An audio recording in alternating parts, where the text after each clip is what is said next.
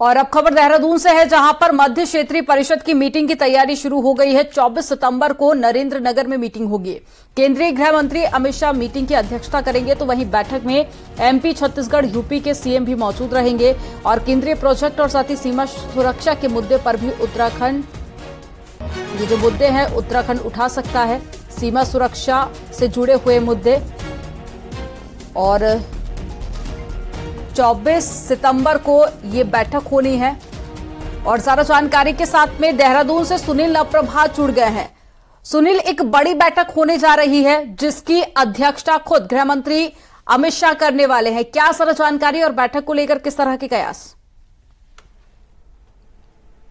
देखिए, मध्य क्षेत्रीय परिषद की मीटिंग पहले 15 जुलाई को होनी थी, लेकिन तब उत्तराखंड में बारिश और आपदा के चलते इसको स्थगित कर दिया गया था। इसमें अब ये 24 सितंबर को नरेंद्र नगर में होने जा रही है, जिसमें एमपी, यूपी और छत्तीसगढ़ के मुख्यमंत्री तो होंगे ही, वहाँ के दो मंत्री और केंद्र और राज्य सरकारों के जो सीनियर अफसर है वो इस मीटिंग में मौजूद रहेंगे। केंद्रीय गृह मंत्री अमित शाह इसकी अध्यक्षता करेंगे।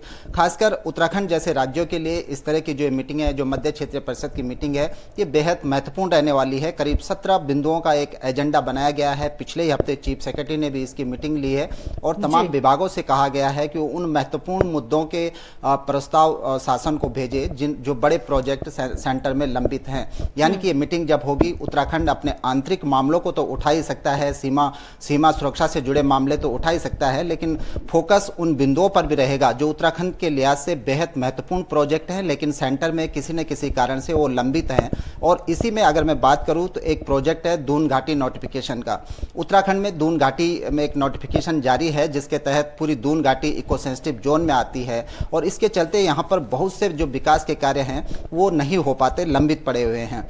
उत्तराखंड सरकार की कोशिश होगी कि दून घाटी जो नोटिफिकेशन है, हालांकि ये सुप्रीम कोर्ट के अधीन आता है, लेकिन इस नोटिफिकेशन के कुछ जो नियम है वो केंद्र सरकार उनको शिथिल कर सकती है। तो उत्तराखंड सरकार की कोशिश ये उत्तराखंड सरकार की कोशिश होगी कि नियमों में थोड़ी ढील दी जाए ताकि विकास कार्यों को रफ्तार मिल सके। लेकिन जो परिस्थितियां उत्तराखंड की हैं, जो हालात, भौगोलिक हालात वहां के हैं, उसके हिसाब से बहुत आसानी ये नहीं लग रहा। दूसरा सवाल आपसे ये है कि मध्य क्षेत्रीय परिषद की मीटिंग है, देहरादून में मीटिंग है और इसमें एमपी, छत्तीसगढ़, यूपी के सीएम भी मौजूद होंगे, तो उनसे किन मसलों पर चर्चा हो सकती है मीटिंग के दौरान? देखिए, मीटिंग का मुख्य मकसद होता है कि जो आपसी जो राज्य हैं, खासकर यूपी से अलग होकर उत्तराखंड बना है, एमपी से अलग होकर छत्तीसगढ़ बना है, तो इन राज्यों के जो आंतरिक मसले होते हैं, एक दूसरे से राज्यों में एक कोऑर्डिनेशन बना रहे, उसके मद्देनजर जो आंतरिक मसले होते हैं इस मीटिंग में रखे जाते हैं। और ये सेंटर इसमें मध्यस्थता करता है कि राज्यों में आपस में किसी तरह का मतभेद न हो, जो विकास कार्य हैं, जो डेवलपमेंट वर्क हैं, वो स्मूथली चलते रहें। इसी तरह से यूपी, उत्तराखंड, एमपी और छत्तीसगढ़ अपने अपने मुद्दे रख सकते हैं, लेकिन खासकर सीमाओं के लिहाज से, जिस तरह से उत्तराखंड नेपाल बॉर्डर से जुड़ा हुआ है, चाइना बॉर्डर से लगा हुआ है, तो बहुत सारी मांगे हैं, बहुत सारे प्रोजेक्ट हैं जो केंद्र के स्तर पर लंबित होते हैं, तो उनको केंद्रीय गृह मंत्री के सामने उत्तराखंड रख सकता है। और उत्तराखंड की एक और महत्वपूर्ण मांग है कि जो मोटा अनाज है, जिसमें उत्तराखंड में एक अच्छी खासी पैदावार होती है, खासकर सीमांत क्षेत्रों के, तो सुनील कह सकते हैं कि जो उत्तराखंड की मुख्य समस्या है उनको इस बैठक में रखकर उनका समाधान की कोशिश की जा सकती है। तमाम जानकारी साझा करने के लिए बहुत शुक्रिया आपका। इधर उत्तराखंड में गली मोहल्ले में खेलने वाले बच्चों पर चीफ जस्टिस ने संज्ञान लिया। आज हाईकोर्ट उन्हें होने वाली दिक्कतों पर सुनवाई करेगा। चीफ जस्टिस ने क्रिकेटर विराट कोहली, सचिन तेंदुलकर, हार्दिक पांड्या से भी अपील की है कि इन बच्चों के लिए कुछ करें। चीफ जस्टिस ने संज्ञान लिया है कि आसपास खेल का मैदान न होने की वजह से इन बच्चों को दिक्कतों का सामना करना पड़ता है। तो चीफ जस्टिस हाईकोर्ट जो आज इस मामले की सुनवाई करेगा कि जो बच्चे गली मोहल्ले में खेलते हैं, जिन मोहल्लों में खेल के उचित मैदान की व्यवस्था नहीं है या स्टेडियम नहीं है, उनके लिए क्या व्यवस्था हो सकती है। और इसी बीच एक मानवीय अपील भी चीफ जस्टिस की ओर से की गई है और ये अपील की गई है सचिन तेंदुलकर, हार्दिक पांड्या, विराट कोहली जैसे खिलाड़ियों से कि वो इन बच्चों के लिए अगर कुछ कर सकते हैं तो उत्तराखंड में आकर उन्हें करना चाहिए। आसपास खेल का मैदान ना होने से बच्चों को दिक्कतों का सामना करना पड़ता है। हालांकि सवाल ये भी है कि जब भी कोई शहर का मास्टर प्लान तैयार होता है तो उसमें खेल का मैदान भी एक अहम हिस्सा होता है, तो उत्तराखंड में इन बातों की अनदेखी क्यों इन बच्चों को इस तरह की परिस्थितियों का सामना करना पड़ रहा है? हमारे सहयोगी वीरेंद्र बिष्ट हमारे साथ मौजूद हैं। वीरेंद्र, इस मामले को विस्तार से समझाएं। इस मामले की शुरुआत, ये मामला अदालत तक पहुंचा कैसे और क्या है खास इस मामले में? देखिए, जिस तरह से आज चीफ जस्टिस इस पूरे मामले पर सुनवाई कर रहे हैं, तो राज्य भर के जो बच्चे हैं जो गली मोहल्लों में खेलते हैं, उन्होंने एक पत्र चीफ जस्टिस को लिखा था। उस पत्र का संज्ञान चीफ जस्टिस ने लिया है और साफ तौर पर यह डिमांड की गई है कि जिस तरह से जो उनके पास खेलने के संसाधन नहीं है, और खास बात यह है कि एक विराट कोहली जो इंडियन क्रिकेटर हैं, उनका जो वीडियो है या फिर उनका जो एड है खेलने दो, उसको भी मद्देनजर रखा गया है। इसके साथ ही जो अपील की गई है वो MS धोनी, जो पूर्व कप्तान उत्तराखंड देश के थे, उनसे अपील की गई है। सचिन तेंदुलकर और तमाम जो हार्दिक पांड्या, गिल, तमाम क्रिकेटरों से की गई है, क्योंकि जिस तरह से हालात हैं उत्तराखंड में, जो खेल मैदान है वो है नहीं, और जो टैलेंट है वो काफी ज्यादा पहाड़ों में निकलकर सामने आया है। पिछले दिनों ही आपने एक वीडियो देखा होगा, जिस तरह से जो मासी अल्मोड़ा का एक युवा था, उसने पूरे देश या विदेशों तक अपना नाम कमाया था, और उसके बाद ये चर्चा होने लगी थी कि इसको एक इंटरनेशनल फ्रेम दिया जाए। और हालात जो हैं, जो कोचिंग है वो होता नहीं है। कई जो स्टेडियम हैं, जो हैं भी स्टेडियम, उनमें भी कोचों की सुविधाएं नहीं है। कहाँ पे खेल जो स्पोर्ट्स अधिकारी हैं वो है नहीं। तो आज इस मामले में अगर चीफ जस्टिस सुनवाई करते हैं, स्टेट गवर्नमेंट या जो तमाम खेल एसोसिएशन हैं, चाहे वो BCCI हो या फिर जो राज्य के खेल एसोसिएशन हैं, उनको नोटिस जारी आज हो सकते हैं और उनसे पूछा जा सकता है कि इनके लिए क्या कर रहे हैं, क्योंकि राज्य में जो खेल कोटा था वो कई साल पहले समाप्त हो गया था।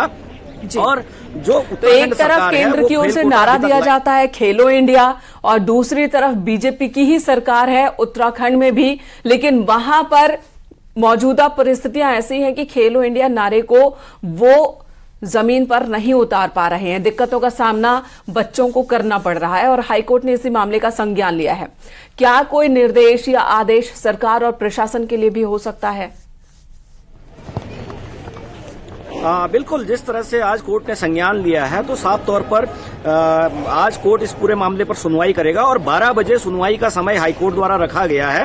चीफ जस्टिस उत्तराखंड हाईकोर्ट के खुद इस मामले की सुनवाई करेंगे और साफ तौर पर जो खेल एसोसिएशन है पूरे राज्य के, या फिर जो BCCI है जो खेल के लिए काम कर रही हैं, तमाम समाज सेवी संस्थाएं, उनको सबको नोटिस आज जारी हो सकते हैं और कोर्ट उनसे पूछ सकता है कि आखिरकार जो मसला है, जिस तरह से बच्चों ने अपनी पीड़ा उठाई है, उन दिक्कतों पर राज्य सरकारें हों चाहे केंद्र सरकारें हैं, वो क्या कर रही हैं। तो आने वाला जो दिन है वो राज्य के जो स्पोर्ट्स खेलने वाले जो बच्चे हैं, तमाम चाहे वो फुटबॉल हो, क्रिकेट हो या फिर लॉन्ग जंप, हाई जंप, जो जिनको सुविधा है, यानी कि वीरेंद्र आज का जो दिन है वो कई बच्चों के भविष्य के लिए काफी ज्यादा महत्वपूर्ण साबित हो सकता है। तमाम जानकारी साझा करने के लिए बहुत शुक्रिया। और उत्तराखंड में डेंगू के मामले लगातार बढ़ते जा रहे हैं। पिछले 24 घंटे की अगर बात करें तो राज्य में डेंगू के 44 नए मामले सामने आए, जिसमें हरिद्वार से सबसे ज्यादा 27 मामले सामने आए। देहरादून में 8, नैनीताल से 7 और उधम सिंह नगर में 2 नए मामले सामने आए। राज्य में डेंगू मरीजों का आंकड़ा 1588 तक पहुंच गया है, जबकि 1164 मरीज रिकवर हो गए हैं, तो वहीं 410 अभी भी एक्टिव मामले हैं।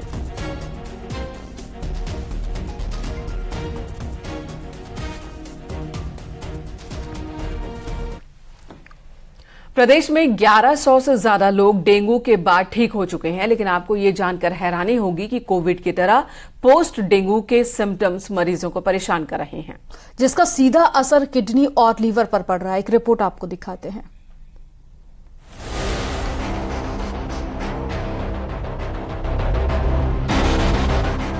उत्तराखंड में इस साल 1500 से ज्यादा मरीजों को डेंगू हो चुका है, जिसमें से 1100 से ज्यादा मरीज रिकवर भी हो गए हैं, लेकिन डेंगू ठीक होने के बाद भी मरीज पोस्ट डेंगू सिम्टम्स से परेशान हैं, जिसमें कई मरीजों को बदन दर्द, पेट दर्द और सिर दर्द के साथ ही कमजोरी हो रही है। डॉक्टरों का कहना है कि ज्यादातर मरीज इस तरह की शिकायत के साथ अस्पताल पहुंच रहे हैं। ये सब डेंगू से ठीक होने के बाद हो रहा है, इसलिए सही खान पान बहुत जरूरी है। हाँ जी, ये दिक्कतें हो रही है, काफी टाइम तक हो रही है। वीकनेस बहुत ज्यादा है, पैरों में दर्द है, तो ये समस्या बहुत अभी हो ही रही है, काफी टाइम तक हो रही है। पेट में भी काफी दिक्कत हो रही है, दर्द हो रहा है, उल्टी जैसा, कमजोरी है, कमजोरी काफी टाइम तक रह ही रही है। थकान रह रही है लोगों को, थकान लगेगी, पेट में दर्द हल्का हल्का रहता है। बेसिकली जब वीकनेस आती है, प्लेटलेट डाउन, हमारे प्लेटलेट काउंट जब डाउन जाएंगे तो वीकनेस तो एक बार आएगी। जब बॉडी रिकवर करेगी देन धीरे धीरे बॉडी रिकवर होगी। तो उसके लिए सप्लीमेंट्स देते हैं, अच्छी डाइट लेनी है। वहीं स्वास्थ्य सचिव का कहना है कि डॉक्टर्स को हिदायत दी गई है कि डेंगू के एडवाइजरी का पालन करें। किसी को भी प्लेटलेट्स की जरूरत होने पर ही प्लेटलेट्स चढ़ाई जाएं, क्योंकि ज्यादा प्लेटलेट्स चढ़ाने के भी साइड इफेक्ट्स होते हैं। हमने आईएमए को भी बोला है कि अनावश्यक प्लेटलेट जो है ट्रांसमिशन ना करें, सिर्फ जरूरत पड़ने पर और जब 10,000 से नीचे प्लेटलेट काउंट जाता है तभी प्लेटलेट ट्रांसमिशन करें, क्योंकि कभी कभार जो है ज्यादा प्लेटलेट ट्रांसफ्यूजन करने से भी जान माल को नुकसान हो सकता है। यानी कहा जा सकता है कि डेंगू से रिकवर होने के बाद भी जरूरी है कि सावधानी बरती जाए, क्योंकि उसके बाद भी मरीज को ठीक होने में समय लग रहा है। न्यूज़ 18 के लिए देहरादून से भारती सकलानी की रिपोर्ट।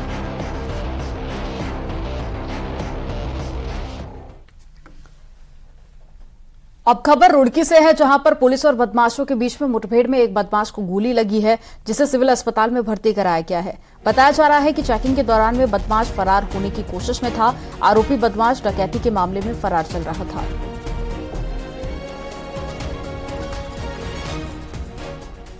थाना भगवानपुर में खेड़ी सिकोपुर के पास में भी हमारी चेकिंग चल रही थी, मंडावर चौकी में। इसमें एक संदिग्ध व्यक्ति गाड़ी से आता हुआ उसमें दिखाई दिया था। जब पुलिस के द्वारा उसे रोकने का प्रयास किया गया तो गाड़ी मोड़ के भागने लगा। जब पुलिस के द्वारा पीछा किया गया तो खेत में जाके उसने एक फायर पुलिस पर किया। जब उसके बाद सूचना जब थाना प्रभारी द्वारा हमें दी गई तो एसपी देहात और सीओ की पूरी टीम ने मिलकर कॉम्बिंग करने के बाद जवाबी फायरिंग में, हालांकि ये घायल हुआ है, इसकी अरेस्टिंग करी है। इधर देहरादून में नकल विरोधी कानून के तहत 2 आरोपियों पर केस दर्ज हुआ है। आरोपी मोहित मौर्य और नवराज पर केस दर्ज हुआ। ये दोनों ही आरोपी हरियाणा के रहने वाले हैं। मल्टीटास्किंग स्टाफ के एग्जाम में ब्लूटूथ डिवाइस से नकल कर रहे थे। भारतीय वन्यजीव संस्थान के अधिकारियों की चेकिंग के दौरान इन दोनों को पकड़ा गया। कोतवाली पटेल नगर में दोनों के खिलाफ केस दर्ज हुआ।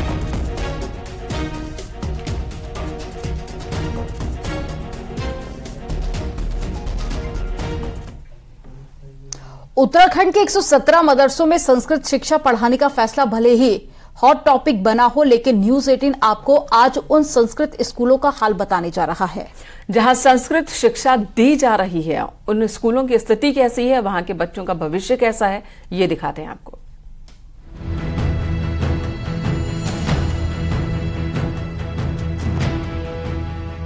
उत्तराखंड में 97 ऐसे स्कूल और कॉलेज हैं जहां राज्य की दूसरी राजभाषा संस्कृत पढ़ाई जाती है और यहां नई शिक्षा नीति भी लागू है। लेकिन आज आपको जानकर हैरानी होगी कि संस्कृत शिक्षा दे रहे ये स्कूल इंफ्रास्ट्रक्चर से तो बुरा हाल झेल ही रहे हैं। इसके अलावा एक ही टीचर 4 सब्जेक्ट बच्चों को पढ़ा रहे हैं। विद्यालय में भी टीचर नहीं है, कई विषयों के टीचर नहीं, जैसे इंग्लिश होगी, कंप्यूटर वगैरह भी हमारे पास, लेकिन उसके भी टीचर नहीं है। और कई दिक्कतें आती हैं सर लोगों को भी, क्योंकि हर सर एक ही चीज को, सब चीज को पढ़ा नहीं सकता। तो कई चीजें उसमें महाविद्यालय में या किसी विद्यालय में संस्कृत के टीचर बहुत कम है। इन्होंने विषय इतने लगा दिए है जिसमें हमको पहले तो शिक्षक की जरूरत है, क्योंकि शिक्षक जिस तरह से हमको मार्गदर्शन करेंगे उस तरह से हम अपना जीवन सुधार सकते हैं। और शिक्षक तो दे नहीं रखे हैं, इधर पर्यावरण का हम पे पेपर लगा दिया है, पढ़ाने वाले टीचर तो दे नहीं रखे इन्होंने। और इंग्लिश का भी इसी तरह से है, नहीं दे रखे हमको टीचर। ये स्थिति सिर्फ देहरादून में ही नहीं है, बल्कि प्रदेश भर में चल रहे संस्कृत स्कूल में है, जहां न संस्कृत नियमावली का पता है, न टीचर्स मिलेंगे।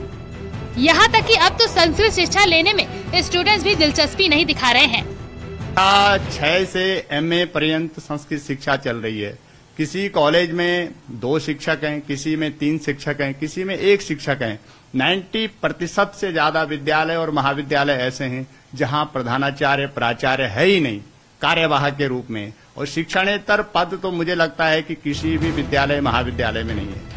यानी आप ये समझिए कि मदरसे में तो संस्कृत शिक्षा देने की प्लानिंग कर ली, लेकिन उन स्कूलों को नहीं देखा जा रहा जो संस्कृत शिक्षा देने के लिए ही बनाए गए हैं।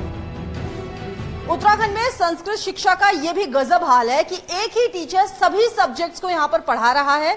सरकार कहती है, वक्फ बोर्ड कहता है कि संस्कृत शिक्षा को प्रदेश में अब मदरसों में भी लागू किया जाएगा। लेकिन पहले से जो स्कूल चल रहे हैं, शायद अगर उनकी सुध ले ली जाए तो संस्कृत का उद्धार उत्तराखंड में एक बार फिर से हो जाएगा। कैमरा पर्सन संदीप नेगी के साथ न्यूज़ 18 के लिए देहरादून से भारती सकलानी उनियाल। उत्तरकाशी के गंगोत्री धाम और मां गंगा के शीतकालीन पड़ाव मुखबास में सेल्कू पर्व बड़े धूमधाम से मनाया गया। ग्रामीण देव डोलियों के साथ गंगोत्री धाम पहुंचे, देर तक भैलो घुमाते नजर आए। ऐसा ही नजारा मुखबा में भी देखने को मिला। सेल्कू के लिए ग्रामीण उच्च हिमालयी क्षेत्र से पूजा के लिए ब्रह्मकमल समेत कई तरह के फूल लाते हैं। चीड़ के साथ ही देवदार की लकड़ियों से भैलो तैयार किया जाता और देर रात तक घुमाया जाता है। सेल्कू उत्सव का इतिहास भारत तिब्बत व्यापार से जुड़ा हुआ है। त्योहार हर्षोल्लास के साथ मनाया गया सरस्वती देवता की डोली के साथ, और यहाँ पर स्थानीय लोग भी काफी संख्या में मौजूद हैं। और आज ग्राम मुखबा में भी हर्षोल्लास के साथ सेल्कू पर्व मनाया जा रहा है। रुड़की से 10 किलोमीटर दूर साबिर पाक की दरगाह में हजारों की संख्या में जायरीन पहुंचते हैं, तो वहीं दरगाह में एक पेड़ पर अर्जी और ताला लगाकर जायरीन अपनी मन्नतें और दुआएं लिखते हैं। जानते हैं इसके बारे में और विस्तार से।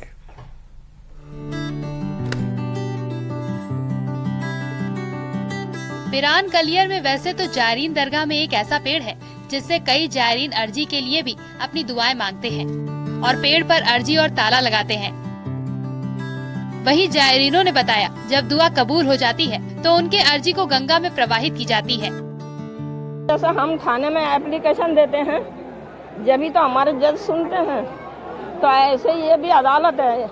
इस अर्जी में अपनी आप बीती कहानी, जो दुख है, परेशानी है, जो हमारी प्रॉब्लम्स हैं, उसको हम इसमें नोट करते हैं और एक मालिक की बारगाह में इसको पेश कर देते हैं। इसी को अर्जी कहते हैं। जायरीन मानते हैं कि अर्जी से खुदा जल्दी दुआएं सुन लेते हैं। वहीं अर्जी हिंदी और उर्दू दोनों भाषाओं में लिखी जाती है। कोई भी मन्नत होती है, उस मन्नत से मांग के और ताले लगा देते थे कि हमारी मन्नतें पूरी रहे और ये जो भी हमने मन्नत मांगी ये टूटे ना, इसलिए ताले लगा देते हैं यहाँ पर आके। साबिर पाक की दरगाह और दरगाह के इस पेड़ पर जायरीनों की भारी आस्था है, इसीलिए जायरीन अपनी समस्या के समाधान के लिए अपनी अर्जी लगाते हैं। न्यूज़ 18 के लिए रुड़की से मनोज जुयाल की रिपोर्ट।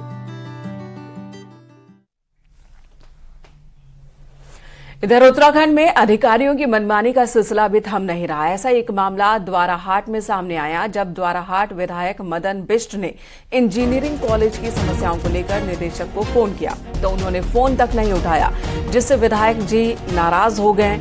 अपने समर्थकों के साथ इंजीनियरिंग कॉलेज पहुंचे।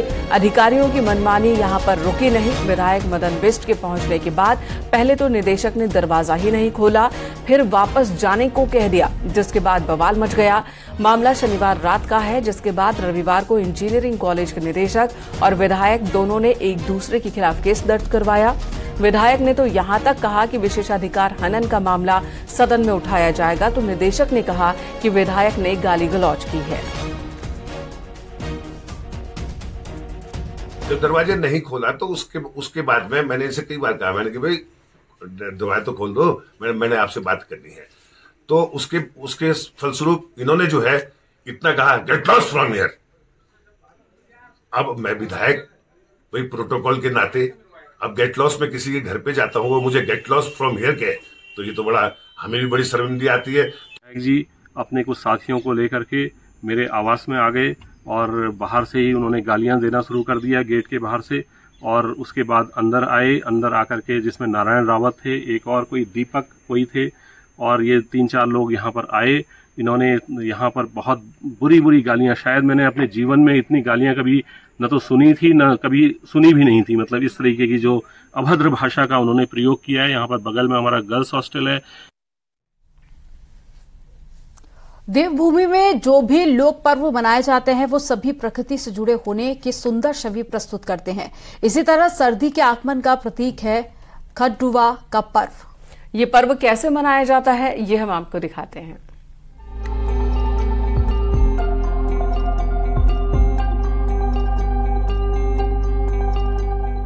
पहाड़ की संस्कृति और परंपराएं अनमोल हैं। वैसे यहाँ कई प्रकार के पर्व मनाए जाते हैं, लेकिन पशुधन को समर्पित पर्व खतड़ुआ कुमाऊं में हर्षो उल्लास के साथ मनाया जाता है, जिसे पशुओं की मंगल कामना का पर्व भी कहा जाता है। वर्षा ऋतु के समाप्त होने तथा शरद ऋतु के आरंभ में अश्विनी माह के पहले दिन खतड़ुआ मनाया जाता है। कामना करते खूब दही दूध हो हमारे घरों में, और जाड़े का मौसम शुरू हो जाता है, बरसात का मौसम खत्म होता है। यही त्योहार इसी रूप में इसको मनाते हैं। जिस तरीके से होलिका दहन मनाई जाती है, होलिका जलाई जाती है, उसी तरीके से गोट से आग निकाल के एक जगह पे लकड़ियाँ इकट्ठा करके एक जगह पे आग जलाई जाती है और खीरे वगैरह काटे जाते, खीरा चढ़ाया जाता है और खीरा सबको बांटा जाता है आपस में। और खतड़ुआ पहाड़ में प्राचीन समय से मनाया जाने वाला त्योहार है। बरसात के मौसम की संपत्ति के समय यह साफ सफाई से संबंधित एक त्योहार है। इस दिन ग्रामीण सूखी घास का ढेर इकट्ठा करते हैं, जिसे खतड़ुआ कहते हैं। शाम के समय लकड़ियों की एक मशाल बनाकर जलाई जाती है और उसे जानवरों के कमरे में घुमाया जाता है और फिर खतड़ुआ जलाया जाता है। इसमें ककड़ी काट कर डाली जाती है और ककड़ी का प्रसाद ग्रहण करते हैं। इस दौरान बच्चे और महिलाएं खासा उत्साह से इसे मनाते हुए नजर आते हैं। और यहाँ रुकेंगे एक छोटे से ब्रेक के लिए। आप देखते रहिए न्यूज़ 18।